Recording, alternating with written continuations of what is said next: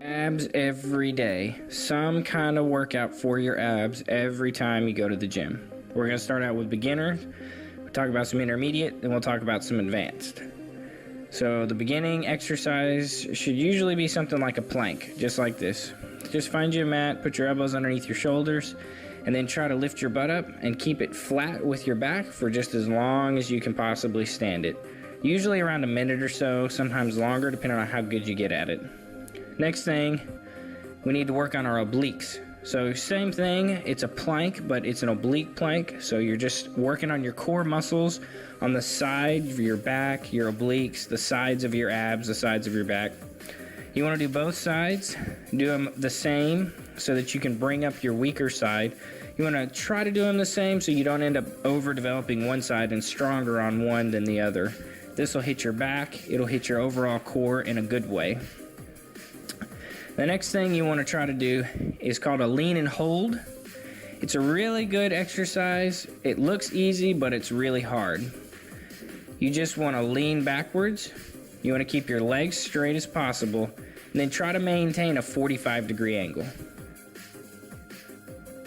You can twist from side to side. It's another way to hit your core, obliques, and your back muscles.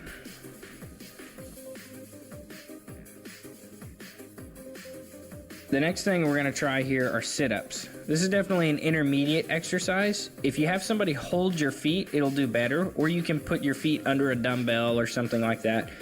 It'll make it a little bit easier on you, and you want to keep doing as many as you can possibly do. If you need to, you can put your hands behind your head. It'll help support and keep the stress off your neck. Next oblique exercise is an oblique crunch. Now this takes a little bit of technique, a little bit of concentration, and it's more difficult than an oblique plank. So it's definitely an intermediate exercise.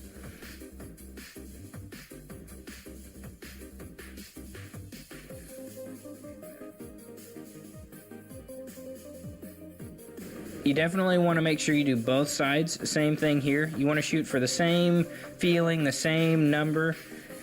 Get that same burn in for both sides, and you're basically going to point your elbow towards your knee. The next thing that's an intermediate to advanced is a leg lift.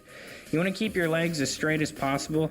I'm not doing as good at them as I could, but I just grab a hold of the mat to keep me from sliding up and then just point my heels toward the sky, as many reps as I can.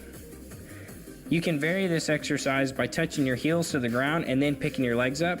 But this also targets your thighs, the top of your thighs. You'll start to feel it burn from the lifting of your legs. But same thing, you want to do as many as you possibly can. Make adjustments as necessary.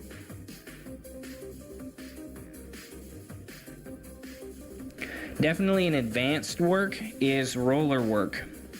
It's really tough, and I see too many people doing this wrong. You want to go all the way down. You want to get basically until your belly touches the ground, just maybe an inch or two off the ground. And this is a complete overall core workout. You're doing shoulders, you're doing abs, you're doing back, you're doing obliques. You go side to side like this, and you can target one side of your abs and the other side. I mix it up a little bit. And then if you want to make it even more difficult, you go until the roller's in front of your shoulders, and then you hold for as long as you can stand it. And this is a tough exercise. So if you just hold it there until it burns, then finish and roll back out. You do 2 or 3 of those, and you're going to be done. Another advanced way that you can work your abs is to get your feet above your head on some sort of bench. Whenever you crunch up or you sit up, this is going to add plenty of resistance. So if you want to make it easier, touch your shoulders all the way to the mat. If you want to make it more intense, don't let your shoulders touch. Just go until your back touches, then straight back up. Do this in a fluid motion and do it rapidly, and this will definitely make it more intense for you. So some things that you need to think about whenever you're doing abs. Don't shoot for a number. We're not looking for a number. We're not looking for 50 sit-ups or 70 sit-ups or 10 sit-ups. Numbers don't get you results. Numbers measure your progress. So how many did you do last time? Keep count so you know how many you did. I did 22 last time, so I'm going to shoot for 25 this time. But the numbers don't get you the results. Numbers just help you track your progress. What actually gets the results is the pain. The more it hurts, the faster you're going to get results. And it's not a bad pain, it's a burning sensation.